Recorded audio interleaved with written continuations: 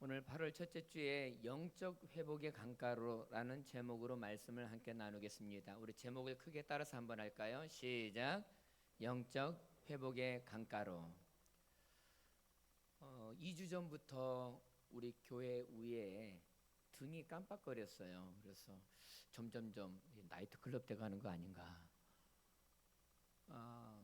그래서 이 전등도 오래되면 기능을 다하여서 이제 바꿀 때가 됐다 하는 그 전조 증상이 무엇이냐면 깜빡깜빡 거리는 거죠.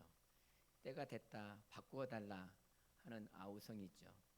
그래서 지난 주일날 그 위에 올라가서 등을 교체하는 작업을 했습니다.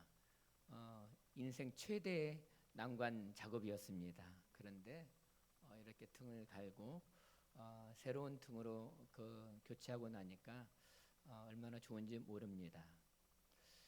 여러분, 우리의 인생도 종종 한 번씩 깜빡일 때가 있습니다. 차를 타고 자동차를 운행하다 보면 가끔 가다가 계기판에 연료의 기름이 떨어졌다고 하는 경고등이 켜질 때가 있습니다. 여러분도 많이 경험했을 것입니다. 한 번은 저녁 때에 고속도로를 탈 일이 있었습니다. 그런데 기름을 미리 점검하지 않아서 주유구 그 기름 계기판에 경고등이 들어왔습니다. 그런데 밤이 늦은 시간이어서 주유소를 찾기가 쉽지가 않았습니다. 그때부터는 속으로 얼마나 애간장이 타는지 몰라요. 그래서 혹시 가다가 서면 어떻게 되는가? 물론 우리나라는 서비스 제도가 굉장히 잘 돼 있긴 하지만 그 다음부터는 아무런 생각이 들지 않았습니다. 여러분, 주위의 계기판에 경고등이 들어오면 빨리 그 기름을 채워달라고 하는 그 사인이지요.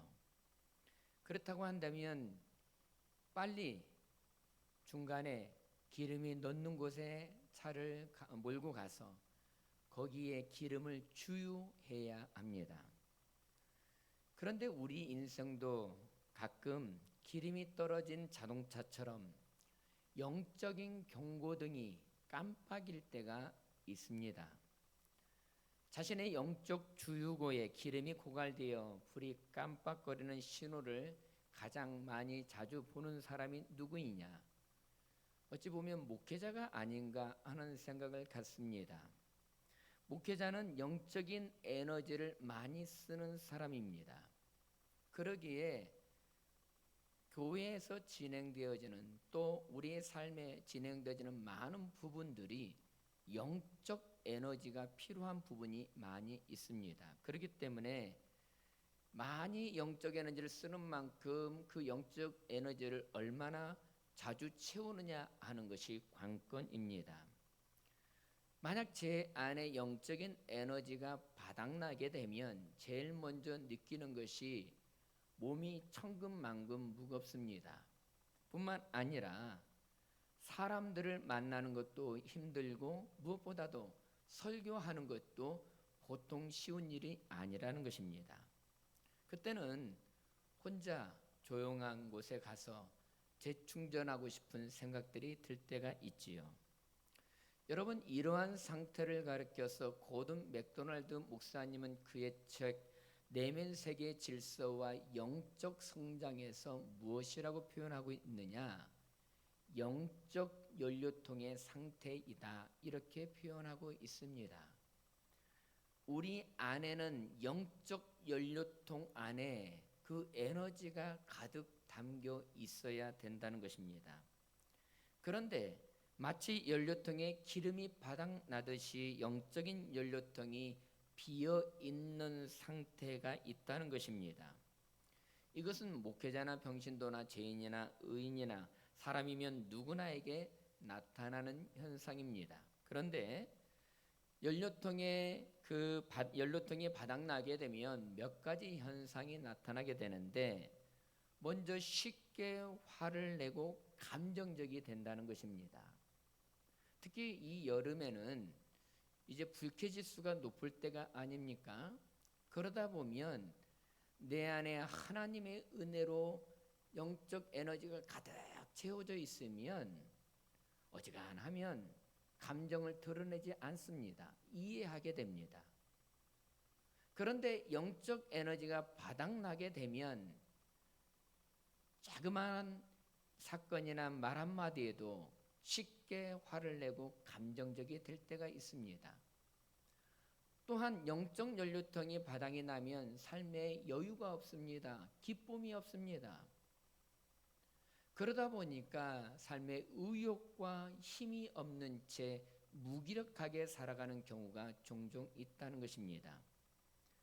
이런 상태가 되게 되면 예배를 드려도 생동감이 없습니다. 매기 없이 예배를 드려고 찬송을 불러도 기쁨이 없습니다. 또 우리가 기도를 드리게 되면 3분 이상 할 이야기가 없습니다. 그 이유가 무엇인가? 내 안에 있는 영적 연료통이 바닥이 나 있기 때문에 나타나는 현상이라는 것입니다. 여러분은 인생을 살면서 내 안에 있는 영적 연료통의 상태를 점검하면서 혹시 내 안에 고갈되어 있지 않은지, 바닥나 있지 않은지 한 번씩 계기판을 보듯이 점검하며 살고 있습니까?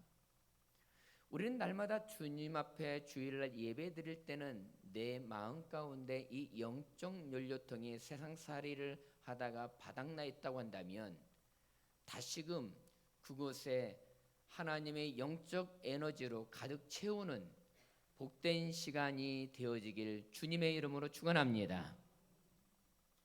여러분, 이런 상황에서 꼭 이와 같이 힘들어하는 사람이 있었으니 오늘 본문의 주인공인 다윗입니다. 여러분, 다윗의 생애를 보게 되면 그는 20대 때부터 그를 가장 괴롭히고 힘들게 했던 사람은 사울 왕이었습니다. 사울 왕은 다윗을 시기하고 질투하여 끊임없이 그를 죽이고자 하였던 것이죠. 누군가 20년 넘게 나를 죽이겠다고 나를 괴롭히는 사람이 있다면 그 한 사람이 때문에 얼마나 내가 힘들고 짓눌리는지 모릅니다. 다윗은 그는 20대 때부터 20년이 넘게 사울 왕이 그 군사를 거느리고 자신을 죽이려고 했을 때 그는 맞서지 못하고 피하고 도망자의 신세에 전락하게 되었습니다. 그리하여 다윗이 피했던 것이 어디냐? 이스라엘이 아닌 그 옆에 있는 이방 나라인 블레셋이라고 하는 시글락에서 머물게 되었습니다. 그런데 그곳에서 다윗이 혼자 있는 것이 아니라 그의 아내와 자녀들 또 그를 따르는 600명의 사람들과 함께 머물게 되었습니다. 그들을 책임져야 한다는 중압감 또 책임감이 다윗의 어깨를 누르게 되었습니다. 이러한 상황에 있는데 사막의 무법자라고 하는 아말렉 군대가 쳐들어와서 다윗의 가족들과 많은 백성들을 이제 빼앗아가고 또 침략하게 되었습니다. 그 내용이 오늘 사무엘상 30장 1절 2절에 있는 말씀인데 말씀은 여러분들과 함께 읽겠습니다. 1절 2절 시작. 다윗과 그의 사람들이 사흘 만에 시글락에 이른 때에 아말렉 사람들이 이미 네겝과 시글락을 침노하였는데 그들이 시글락을 쳐서 불사르고 거기에 있는 젊거나 늙은 여인들도 한 사람도 죽이지 아니하고 다 사로잡아 끌고 자기 길을 갔더라. 여러분, 정말 엎친 데 덮친 격으로 여러분 원수와 함께 사는 것도 힘든 일인데 아말렉이 쳐들어와서 자기를 믿고 의지했던 사람들을 다 잡아서 사로잡아 갔기 때문에 다윗은 이때 어떻게 해야 합니까? 여러분, 우리가 인생을 살면서 여러분들도 이러한 상황에 맞닥뜨릴 때가 있습니까? 바쁘고 힘든 세상 속에서 분주하게 살다가 어느 순간 인내의 연료는 바닥나고 믿음의 기름마저 다 떨어져 버리고 더 이상 앞으로 나아갈 힘이 다 떨어져 있는 상태에 맞닥뜨릴 때가 있습니까? 우리말로 표현하면 눈앞이 캄캄할 때 그러한 상황을 마주할 때가 있습니까? 우리는 그러한 상황에 맞닥뜨릴 때 오늘 본문의 다윗이 그가 어떻게 행했는가를 통하여 배워야 합니다. 여러분, 인생의 연료가 소진되었을 때 우리는 어떻게 다시금 회복될 수 있을 것인가? 이 말씀을 함께 살펴봄으로 말미암아 회복의 은혜가 오늘 이 갈릴리 강가에서 이루어지기를 주님의 이름으로 축원합니다. 첫 번째 우리가 행해야 할 일은 무엇이냐면 우리가 회복하기 위해서는 일을 내려놓고 쉬어야 한다는 것입니다. 지금은 휴가철입니다. 다윗이 가족과 이스라엘 백성들이 아말렉에 잡혀갔다는 소식을 듣고 그가 가장 먼저 한 일은 그를 따르던 사람들 600명의 사람들을 데리고 빼앗겼던 그 가족들이나 그와 함께했던 백성들을 도로 찾기 위해서 쫓아가는 일이었습니다. 그런데 한밤중이 되었던 것이죠. 칠흑 같은 밤이어서 더 이상 앞으로 나아갈 수가 없었습니다.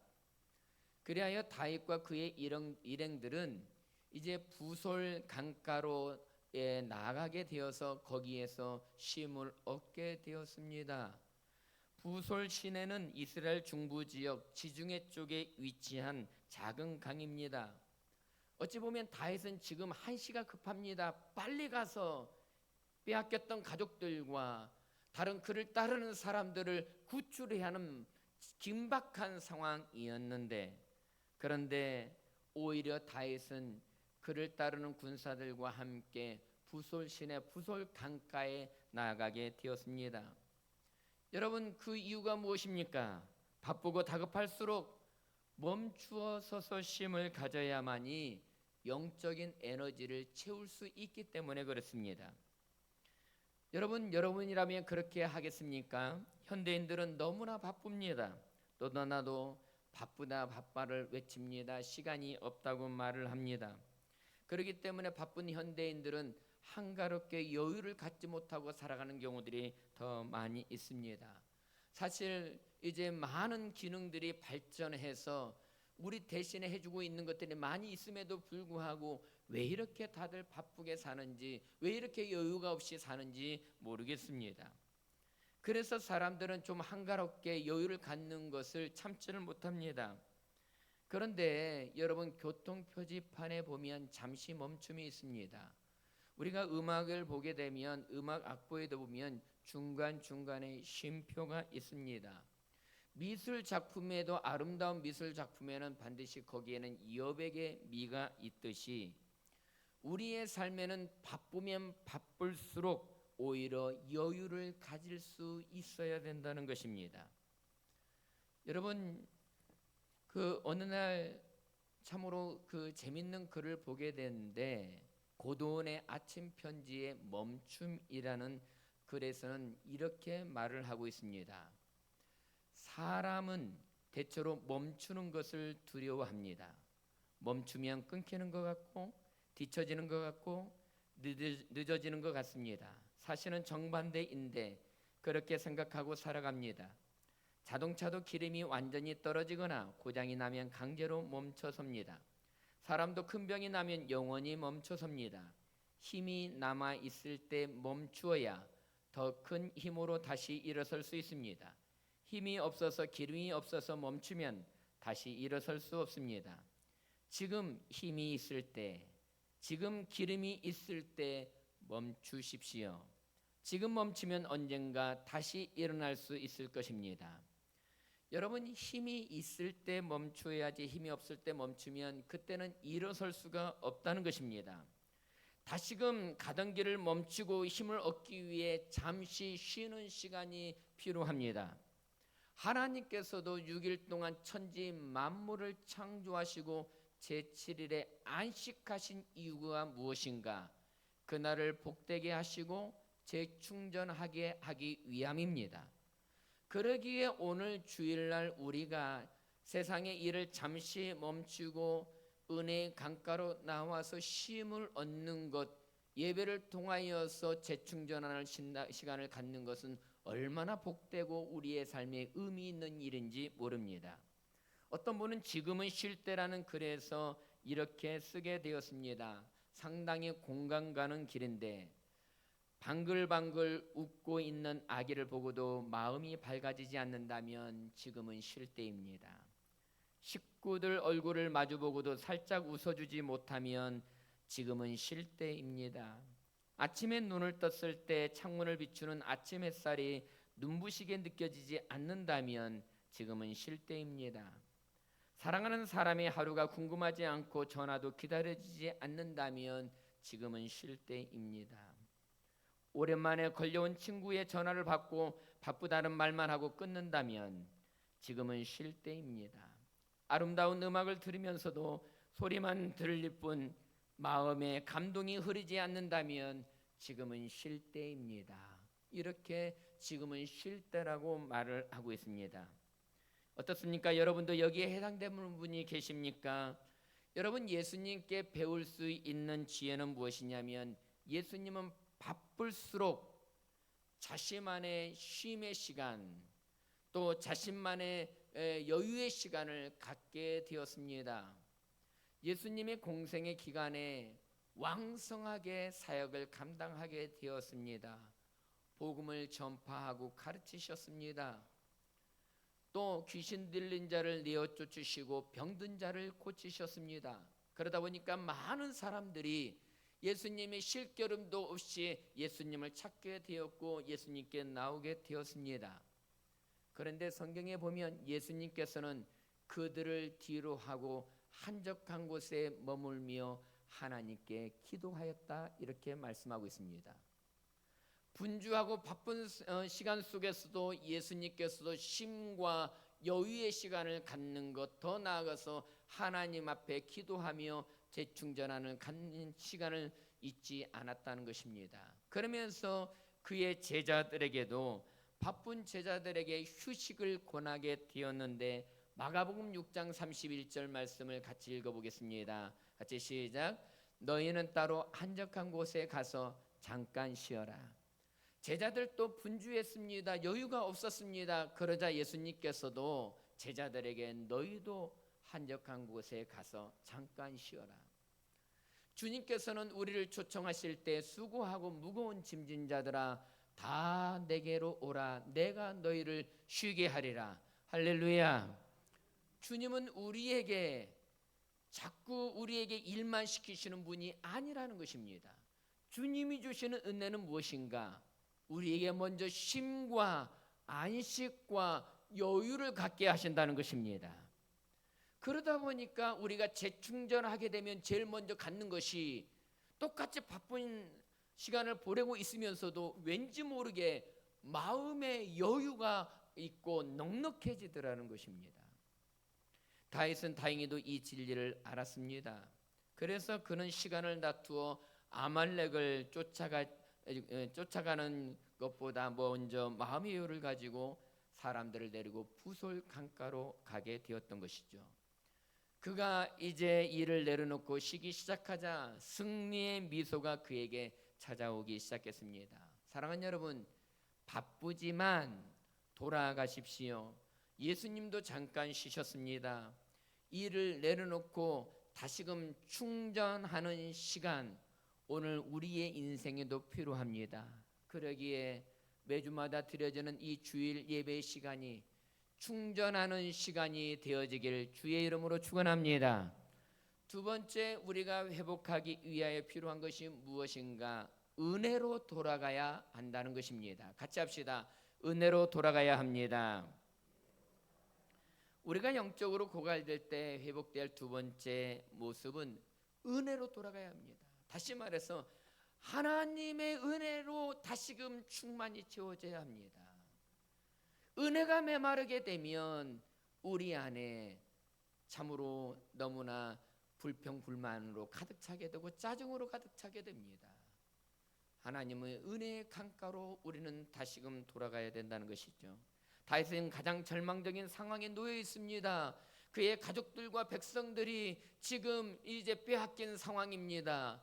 다윗은 당장으로 달려가서 자신의 힘으로 그들을 다 구출해내고 다 살려내고 싶었습니다. 그래서 내 힘으로 빨리 가서 그 모든 문제를 해결하고 싶었을 것입니다. 여러분, 우리가 가끔가다 갖는 생각들이 위기가 있을 때, 문제가 있을 때마다 제일 먼저 갖는 생각이 내 힘으로, 내 능력으로 그 문제를 해결하고자 하는 이 완전주의, 이러한 그 성향을 갖는 경우들이 있습니다. 그런데 우리는 이 완전주의를 내려놓을 수 있어야 합니다. 우리는 내가 한다고 하는 중압감을 버리고 하나님이 해주셔야 합니다. 하나님이 도와주셔야 합니다. 믿음으로 하나님께 의탁하고 내 안에 있는 염려를 내려놓을 수 있어야 합니다. 이것이 바로 하나님의 은혜로 돌아가는 것이라 할 수 있다는 것입니다. 우리의 생사화복을 내 손으로 스스로 해결한다고 하는 교만을 내어버리고, 주님, 내가 아무리 최선을 다하고 열심히 한다고 할지라도 나의 삶을 주관하시고 운전하시는 분은 하나님이십니다. 나의 인생의 해결자는 주님이십니다. 이렇게 그러기 때문에 주님의 은혜가 필요합니다. 이렇게 주님께 의탁하는 여러분이 되시길 주의 이름으로 축원합니다. 그리고 더 나아가서 하나님의 은혜를 누리는 삶을 살아야 된다는 것입니다. 마태복음 18장에 보면 용서받지 못한 종의 비유가 나오게 되는데, 한 종이 주인에게 1만 달란트 빚을 지게 되었습니다. 1만 달란트는 우리 돈으로 환산해 보면 약 6조나 되는 어마어마한 돈입니다. 그런데 주인은 그가 갚을 수 있는 능력이 안 된다고 하여서 그의 빚을 탕감해 주게 되었습니다. 엄청난 일이죠. 그는 이제 1만 달란트를 탕감받게 되었습니다. 그렇다고 한다면 그 주인의 은혜에 감격하고 그 은혜를 마음껏 누릴 수 있어야 됩니다.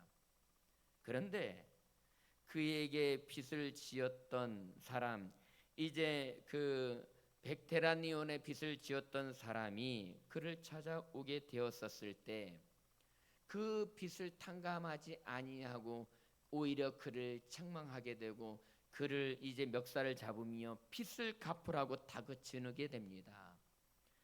여러분, 그 1만 그 달란트의 빚을 탕감받은 사람들은 이제 그 은혜를 누리며 그 은혜를 즐기며 기뻐해야 했을 것입니다. 그렇다면 이제 100데나리의 빚을 졌던 사람도 나도 탕감을 받았는데 그 빚을 탕감해 줄 수 있는 여유를 가질 수 있어야 된다는 것입니다. 여러분, 이것은 무엇을 말합니까? 하나님의 은혜로 돌아간다는 것은 무엇을 말하고 있습니까? 우리 모두는 우리 스스로 능력으로 받을 수 없는 충만한 은혜를 받게 되었습니다. 주님이 죽을 수밖에 없는 우리를 용서해 주셨고 우리를 용납해 주셨고 자신의 십자가의 사랑으로 희생하심으로 말미암아 우리를 살려주셨고 그의 자녀, 하나님의 자녀로 세워주셨습니다. 이 은혜를 받은 사람들은 그 받은 은혜를 감사하며 이 땅에서 누릴 수 있어야 된다는 것입니다. 그런데 하나님의 받은 은혜를 망각해버리고 누리지 못하고 자꾸 우리가 남과 비교하면서 내게 없는 것으로 인하여 불평하며 원망하며 나는 힘들다, 못 산다, 원망할 때가 너무나 많이 있다는 것입니다. 여러분, 우리는 주의 십자가를 의지해야 합니다. 말할 수 없는 은혜를 받은 것은 우리 주님의 희생 덕분입니다. 주님은 나 한 사람을 위하여서 자신의 몸을 아낌없이 내어주며 끝까지 우리를 사랑해 주시는 그 은혜를 베풀어 주셨습니다. 그래서 우리가 자녀가 된 것은, 구원을 얻는 것은, 하나님의 백성으로 살아가는 것은 전적인 하나님의 은혜입니다. 그래서 오늘 예배에 드리는 사랑하는 여러분, 우리 모두는 다 하나님의 넘치는 은혜를 받은 자임을 믿으시기 바랍니다. 그렇다면 그 은혜를 우리가 늘 가슴에 새기며 그 은혜를 우리의 삶 속에서 누리는 자가 되어야 된다는 것입니다. 영원한 생명을 보장받은 자가 되었다는 것이 얼마나 큰 은혜입니까? 우리가 인생을 그리스도인으로서 행복을 위해서는 네 가지 오해를 극복해야 합니다. 그 오해가 무엇인가? 첫째, 다른 사람이 가진 것을 나도 소유해야 한다는 오해입니다. 두 번째, 다른 사람으로부터 많은 칭찬을 받아야 한다는 오해입니다. 세 번째는 할 수 있는 한 많은 것을 소유해야 한다는 오해입니다. 네 번째는 내가 원하는 것을 모두 완전히 행해야 한다는 오해입니다.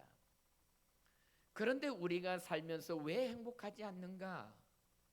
이 네 가지 오해를 안고 살아가기 때문입니다. 옆에 있는 다른 사람 내게 없는 것이 갖고 있으면 좋아 보입니다. 더 나아가서 욕심이 납니다. 또 다른 사람이 나를 조금만 비난해도 못 참습니다. 다 나를 칭찬해주고 나를 인정해주기를 원합니다.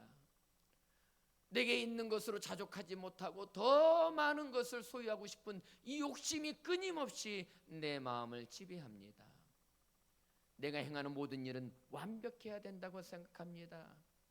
사랑하는 여러분, 우리가 찬양대 오늘 찬양을 너무 은혜롭게 해주셨는데 가끔가다 갖는 생각은 노래를 잘해야 성가대에 설 수 있다고 생각을 합니다. 만약 그러한 조건이라고 한다면 저는 성가대에 들어가고 싶어도 들어갈 수가 없습니다.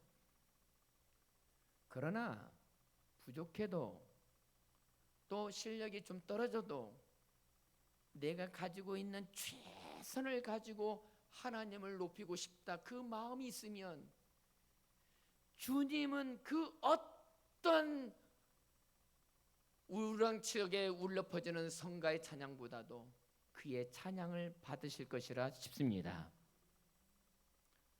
그러기에 우리는 종종 내 목소리가 나는 노래를 잘하지 못하는데, 나는 무엇을 하지 못하는데, 나는 모든 일 할 때 너무나 완벽하게 해야 되는데 틈이 없이 실수 없이 해야 된다 생각하면 아무것도 못합니다.